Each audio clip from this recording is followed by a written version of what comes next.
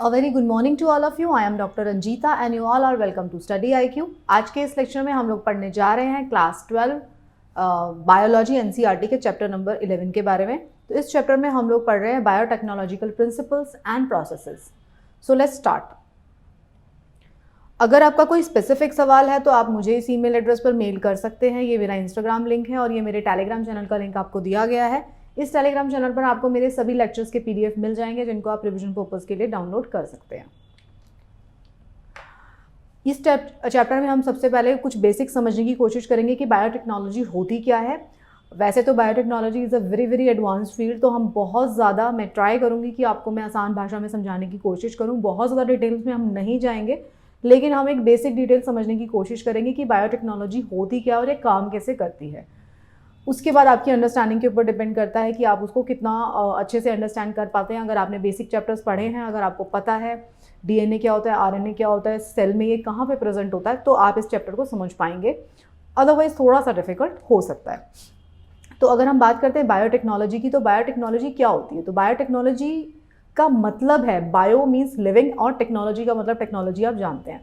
तो उसका मतलब है कि हम किसी ऑर्गेनिज्म का यूज़ कर रहे हैं और एक कंपोनेंट ऑफ ऑर्गेनिज्म का यूज़ कर रहे हैं। बायो मतलब जो लिविंग बीइंग से जुड़ा हुआ है, और हम उसको दूसरे बायोलॉजिकल सिस्टम में लेके जाते हैं और उससे जो हम उसको टेक्नोलॉजिकली यूज़ करके हम उसको अलग अलग तरीके से अपने बेनिफिट के लिए यूज़ करते हैं। उसका मतलब है बायोटेक्नोलॉजी। मतलब किसी लिविंग बीइंग का कोई कंपोनेंट या लिविंग बीइंग को हमने यूज़ किया, वो बैक्टीरिया, वायरस, कुछ भी हो सकता है, ज़रूरी नहीं है माइक्रो ऑर्गेनिज्म ही हो, कई बार वो मैक्रो ऑर्गेनिज्म भी हो सकता है।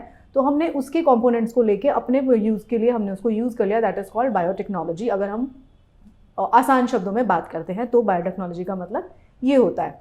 तो इसके अंदर दोनों तरीके की चीज़ें आती हैं। इसके अंदर कटिंग एज लेबोरेटरी टेक्निक्स भी आ गई और इसके अंदर ट्रेडिशनल एग्रीकल्चरल प्रैक्टिस भी आ गई। मतलब हम खुद भी बायोटेक्नोलॉजी का यूज़ करते रहते हैं अपने डे टू डे लाइफ में। और इसके अंदर एडवांस टेक्निक्स भी आते हैं, जिसकी हम बात करते हैं DNA क्लोनिंग, DNA इंजीनियरिंग, ये सारी चीज़ें भी बायोटेक्नोलॉजी का पार्ट है। बट कुछ जो छोटी छोटी सी चीज़ें हम माइक्रो ऑर्गेनिज्म का यूज़ करते हैं, हम दही जमाते हैं, हम इडली बनाते हैं, हम केक बनाते हैं, ये सारी चीज़ें जो है उसमें भी हम जहाँ पे अल्कोहलिक बीवरेजेस को ब्रू किया जाता है, ये सारी की सारी चीज़ों में हम क्या यूज़ कर रहे हैं? बायोटेक्नोलॉजी ही यूज़ कर रहे हैं। इसमें कटिंग एज वाली अगर बात करते हैं तो उसके अंदर DNA क्लोनिंग हो जाती है, DNA को कट करके दूसरे इसमें लगा के हम यूज़ कर सकते हैं, वो भी बायोटेक्नोलॉजी है। तो दोनों ही बायोटेक्नोलॉजी हैं और हम 100 या थाउजेंड्स ऑफ ईयर से बायोटेक्नोलॉजी को यूज़ कर रहे हैं। तो अगर हम कुछ एग्जाम्पल मैं देती हूँ तो फर्मेंटेशन ऑफ बियर है, वो भी एक एग्जाम्पल है बायोटेक्नोलॉजी का। पेनिसिलिन की खोज जो है वो भी बायोटेक्नोलॉजी का एग्जाम्पल है। जीन थेरेपी, ये सारे के सारे तीनों एग्जाम्पल हैं बायोटेक्नोलॉजी के, अलग अलग लेवल से लिए गए एग्जाम्पल है। पेनिसिलिन की खोज करना जिसमें दवाइयाँ बनी, जीन थेरेपी जिसमें कि हम अगर कोई प्रॉब्लमेटिक जीन है तो उसको चेंज करके उसके लिए सही जीन, या फिर कोई ऐसा जीन है जिसके अंदर कुछ ज़्यादा डिज़ायरेबल इफेक्ट्स हैं तो हम उनको वहाँ पर ऐड कर देते हैं। तो ये तीनों ही बायोटेक्नोलॉजी के एग्जाम्पल हैं। अगर हम प्रिंसिपल की बात करते हैं बायोटेक्नोलॉजी में, तो उसमें हम क्या यूज़ करते हैं? तो जेनेटिक इंजीनियरिंग जो है उसमें हम यूज़ करते हैं। उसमें होता क्या है कि हम ऑल्टर करते हैं, हम जो केमिस्ट्री होती है जेनेटिक मटेरियल की, जेनेटिक मटेरियल क्या होता है? DNA होगा और RNA होगा। जो DNA और RNA की जो केमिस्ट्री है, मतलब कि जिस तरीके से वो बना हुआ है, जो उसके कॉन्स्टिट्यूएंट एलिमेंट है, जो genetic material introduced those into another organism, मतलब एक DNA RNA को निकाल के हम दूसरे ऑर्गेनिज्म के अंदर इंट्रोड्यूस करते हैं, और जो उसकी फिनोटाइप होती है, जो होस्ट सेल है जिसके अंदर हम इंट्रोड्यूस किया, तो जो हमने नया दूसरा जीन इसके अंदर इंट्रोड्यूस किया है, उसकी जो प्रॉपर्टीज़ हैं वो हमें जिसमें इंट्रोड्यूस किया है उसके अंदर चेंजेस हमको नज़र आएंगे। यही हम बायोटेक्नोलॉजी से चाहते हैं, एडवांस वाली बायोटेक्नोलॉजी से। तो जेनेटिक इंजीनियरिंग का मतलब क्या होता है? जेनेटिक इंजीनियरिंग में आसान भाषा में अगर मैं आपको बताती हूँ तो किसी एक डिज़ायरेबल DNA को कट करके जिसके अंदर हमें वो इफेक्ट चाहिए उसके अंदर हम इंट्रोड्यूस कर देते हैं। अब जब वो मल्टीप्लिकेशन होगी तो जो उस DNA का इफेक्ट था यहाँ पर, वो यहाँ पे भी आपको नज़र आना शुरू हो जाएगा। बहुत आसान क्रूड शब्दों में मैं आपको बता रही हूँ, डिटेल में हम इस चैप्टर में आगे आगे पढ़ेंगे। ओके, जब हम जेनेटिक इंजीनियरिंग को प्रैक्टिस कर रहे होते हैं तो हमें कुछ बातों का ध्यान रखना पड़ता है। Adequate maintenance of sterile condition, मतलब जहाँ पे हम ये कर रहे हैं प्रैक्टिस, जो हमारी लेबोरेटरी होती है, ये सब में स्टेराइल कंडीशन होनी चाहिए, इन्फेक्शंस के चांसेस नहीं होने चाहिए, growth of only the desire microbes is in large quantity for manufacturing of biotechnology. तो इस क्योंकि वहाँ पे वैक्सीन्स बन रही होती हैं, एंटीबायोटिक्स बन रही होती हैं, एंजाइम्स बन रहे होते हैं और अलग अलग चीज़ें बन रही होती हैं, तो वो हमारे को बहुत ध्यान रखना होता है कि उसमें स्टेराइल कंडीशन मेंटेन रहे, राइट। अगर अब मैं बात करती हूँ कुछ आपको छोटी, मतलब अगर आप टेक्निक्स जो यूज़ करते हैं जेनेटिक इंजीनियरिंग में उसकी हम बात करते हैं, तो उसमें आती है creation of recombinant DNA by combining desire genes. उसमें कुछ हम नया डीएनए क्रिएट करते हैं, जीन्स को ट्रांसफर करते हैं। Maintenance of DNA in host and gene cloning की जाती है। ये सब कैसे हो रहा है हम ब्रीफ में बात करेंगे। तो जो बेसिक स्टेप में क्या होगा, अगर हम सबसे पहली बात करेंगे तो क्या होगा, सबसे पहले हम आइडेंटिफाई करेंगे of DNA with desirable gene. हमें देखना है कि हमें चाहिए क्या। जैसे कि हम बीटी कॉटन की बात करते हैं, जो ये जो बीटी का बैक्टीरिया है इसके क्या डिजायरेबल इफेक्ट है, मतलब ये पेस्ट रेजिस्टेंस है, रेजिस्टेंट है इसके अंदर। जो भी इसका डिजायरेबल इफेक्ट है हमने देख लिया भैया इस बैक्टीरिया के अंदर है ये इफेक्ट। तो हमने क्या किया, इस बैक्टीरिया का डीएनए काटा या आरएनए जो भी होगा इसके अंदर, उसको काटा जिसमें हमको चाहिए। मान लीजिए मुझे चाहिए टमाटर के पौधे में, ओके, तो मैंने टमाटर के पौधे का भी डीएनए निकाला, उसके अंदर इसको इंसर्ट किया, तो ये वाला इफेक्ट मुझे टमाटर में भी नजर आएगा। इस तरीके से ये किया जाता है। तो सबसे पहले तो हमें जानना है कि हम क्या चाहते हैं, हमें कौन सा जीन है। अब ये कैसे जानते हैं हम, जो भी हमें इफेक्ट चाहिए, मान लीजिए हमें किसी एक ऑर्गेनिज्म में वो इफेक्ट दिखाई देता है कि भाई वो हीट रेजिस्टेंस है, पेस्ट रेजिस्टेंट है, तो हम क्या करेंगे, उसकी सबसे पहले डीएनए सीक्वेंसिंग की जाएगी। डीएनए सीक्वेंसिंग में क्या करेंगे हम, अगर ऐसे जो डबल हेलिकल स्ट्रक्चर होता है डीएनए का, उसको खोल देंगे उसकी दोनों स्ट्रैंड्स को और देखेंगे इसके अंदर कौन कौन से जो है न्यूक्लियोटाइड्स यहाँ पे प्रेजेंट है, और उसको डीएनए को सीक्वेंस कर लेंगे, हमें समझ आ जाएगा। वो टेक्निक्स है एडवांस टेक्निक। जब हमें समझ में आ जाएगा कि भाई ये वाला पर्टिकुलर, मान लीजिए ये वाला कोई जीन है वो इन्वॉल्व है, तो हम पहले रिसर्च की जाती है, फिर उसको यहीं से कट करेंगे। तो पहला क्या है, डिजायरेबल इफेक्ट को हमें डीएनए को आइडेंटिफाई करना है, फिर introduction of DNA into host cell के अंदर उसको डाल देंगे, फिर maintenance of introduction in the host for transfer of DNA to its progeny, वो उसमें मल्टीप्लाई करके आ जाएगा। तो इसमें हम तरह तरह के एंजाइम्स यूज़ करते हैं, ये आपको इंपॉर्टेंट है, ये आपको पता होना चाहिए कि डीएनए इंजीनियरिंग के अंदर, जेनेटिक इंजीनियरिंग के अंदर किस किस तरीके के एंजाइम्स यूज़ किए जाते हैं। तो रिस्ट्रिक्शन वाले एंजाइम्स यूज़ होते हैं, रिस्ट्रिक्शन एंजाइम्स, पॉलीमरेज मतलब पॉलीमराइज कर रहा है वो, लाइगेज मतलब चिपकाएगा वापस से, वैक्टर्स और कॉम्पोनेंट होस्ट ऑर्गेनिज्म, ये सारी चीज़ों को हम यूज़ करते हैं। अब हम ये कैसे करते हैं, अब हम इसको देख लेते हैं। तो हम अब इस वाली स्लाइड में देखते हैं process of recombinant DNA technology क्या क्या है। तो सबसे पहला प्रोसेस, जो सबसे पहला स्टेप है, दैट इज, पहले स्टेप में हमने क्या किया, आइसोलेशन ऑफ डीएनए। हमें क्या करना है, डीएनए जिस भी डीएनए को हमें डिजायरेबल इफेक्ट जो दे रहा है, वो डीएनए कहाँ से हम कर रहे हैं, डीएनए जो होता है वो इनक्लोज होता है एक मेम्ब्रेन में, तो therefore it is important to break the cell open.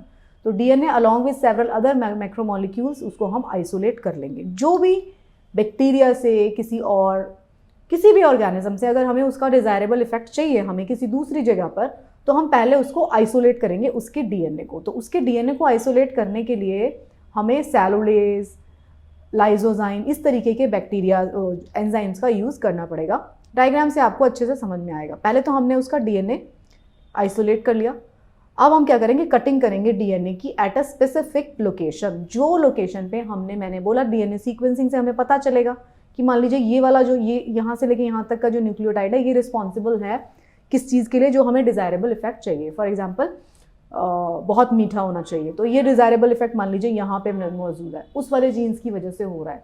सबकी अपनी अपनी क्वालिटी होती है ना। आप इसको ऐसे समझिए, जिन लोगों को थोड़ा समझने में दिक्कत हो रही है, तो आप देखिए कि आप एक कार चला रहे हैं फॉर एग्जाम्पल, है ना, तो कार के नीचे ब्रेक लगा होता है। तो आपने देखा कि कोई बाहर से आदमी बैठ के देख रहा है कि भाई एक बड़ा सा कुछ है जा रहा है, अचानक से रुक जाता है, तो वो देखेगा ये जो रुक जाता है वो किसकी वजह से हो रहा है। तो वो पूरी कार को स्टडी करेगा बैठ के कि भाई एक एक कंपोनेंट को खोलेगा कि कहाँ से रुकती है कार। तो उसको समझ में आएगा कि भाई वो पैर के नीचे एक ब्रेक दिया हुआ है, वो अंदर जाके इंजन के जो पहिए होते हैं उसकी एक वायर से जुड़ा हुआ है। तो उसको समझ में आ जाएगा ये जो इतना पार्ट है ब्रेक से लेके जो पहिए से जुड़ा हुआ है टायर से, वो रिस्पॉन्सिबल है कार को रोकने के लिए। तो उसे वही इफेक्ट चाहिए था, तो वो क्या करेगा, उसी चीज़ को निकाल लेगा। मान लीजिए उसके पास कोई और चीज़ है और अपनी चीज़ में फिट कर देगा कि भाई मुझे तो कार को रोकना था, मुझे अपने व्हीकल को भी रोकना है, तो ये कंपोनेंट मैंने उठा के निकाल लिया। सिमिलरली यही होता है, हमें आइडेंटिफाई जब हम कर लेते हैं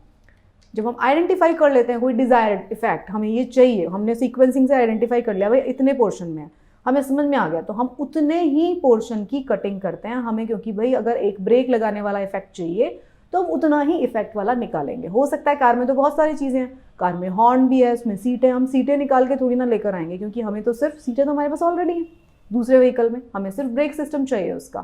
तो ये बहुत ही क्रूड एग्जाम्पल देके मैंने आपको समझाने की कोशिश की है कि डीएनए सीक्वेंसिंग से आप कटिंग किसकी करते हैं, कटिंग आप उसी डीएनए पोर्शन की करते हैं जो डिजायर्ड इफेक्ट आपको दूसरे ऑर्गेनिज्म के अंदर चाहिए या दूसरी जगह पर आपको चाहिए, उसको काटेंगे। तो अब कौन सा एंजाइम काटेगा? रिस्ट्रिक्शन एंजाइम जो होगा वो ये कटिंग का काम करता है। तो ये क्या करेगा, देखिए आप पढ़ लेना, मैं आपको समझा रही हूँ। ये देखिए यहाँ पे आपने एक रिस्ट्रिक्शन एंजाइम लगाया, एक्शन ऑफ रिस्ट्रिक्शन एंजाइम। एक ऐसे डीएनए था, वेक्टर डीएनए, आपने क्या किया, दोनों डीएनए को कट किया, यहाँ पे उठा के इसको फॉरेन डीएनए को यहाँ पे चिपका दिया इस वाले डीएनए में।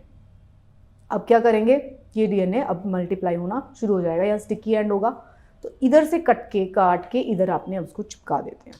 तो इस तरीके से मतलब क्रूडली दिखा रहे हैं, क्योंकि लेबोरेटरी कंडीशन तो आपको नहीं दिखा सकते ना हम स्लाइड में कैसे दिखाएंगे जब तक कि कोई बहुत ही हाई एडवांस वीडियो बनाएगा तब तक। तो क्या किया हमने, रिस्ट्रिक्शन एंजाइम से उसको कट कर लिया जो डिजायरेबल इफेक्ट हमको चाहिए था।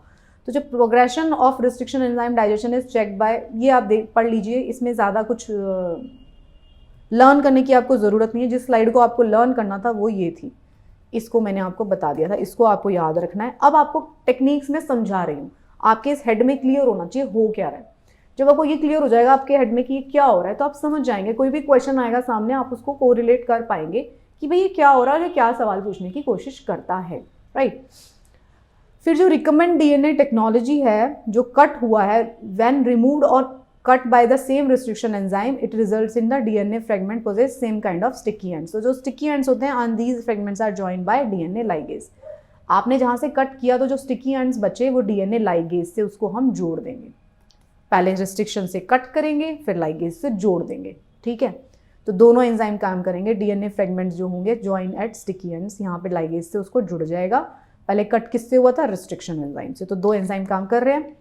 फिर क्या करेंगे, amplification of gene of interest using PCR. अब हम क्या करेंगे, पीसीआर है पॉलीमरेज चेन रिएक्शन जो है, उससे हम सेवरल कॉपी ऑफ जीन और DNA is formed in vitro, मतलब लैब में नहीं, इन विट्रो हम उसको प्रिपेयर करेंगे, formed in vitro taking help of 2 sets of primers.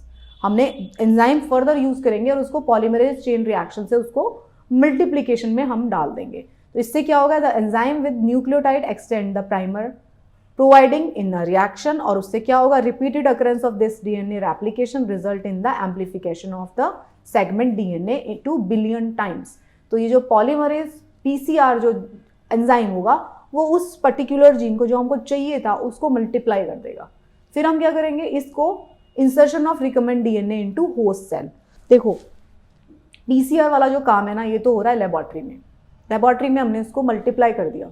अब जब ये मल्टीप्लाई हो जाएगा, अभी तो हमने काट दिया था, अब हम इसको उठाएंगे और फिर दूसरे ऑर्गेनिज्म जिसके अंदर हमको recipient, several methods use to introduce ligated DNA into recipient cell after making them competent to receive and take up DNA. उसको अब हम जिसमें डालना है, मान लीजिए टमाटर के पौधे में डालना है, उसके अंदर फिर अब की बार डालेंगे। अब आप ये देखिए, फॉरेन डीएनए था, same restriction enzyme cutting both the foreign DNA and vector DNA. हमने फॉरेन डीएनए को कट किया। वेक्टर डीएनए कौन है, ये बैक्टीरिया है, बैक्टीरिया का प्लाज्मिड है, उसको भी हमने कट किया। इसको भी काटा हमने, इसको भी काटा, इसका उठा के हमने इधर चिपका दिया। Ligase join foreign DNA to plasmid, इसमें से हमने चिपका दिया। अब क्या हुआ, अब ये मल्टीप्लिकेशन शुरू हुआ और फिर हमने चाहिए इसको, इस वाले इक्वलाई बैक्टीरिया इसके अंदर हम डाल दिया। अब ये मल्टीप्लाई होना शुरू हो गया। ये हमने अभी तक किया है, ये मल्टीप्लाई होना शुरू हो गया बैक्टीरिया के अंदर। फिर हम क्या करेंगे, obtaining the foreign gene product. अब हमने क्या किया, इसको हमने ऑब्टेन कर लिया, निकाल लिया। While the inserting the alien DNA piece in the cloning vector, vector कौन था, bacteria, the multiplication of alien DNA हो गया, बैक्टीरिया के अंदर मल्टीप्लाई हो रहा है।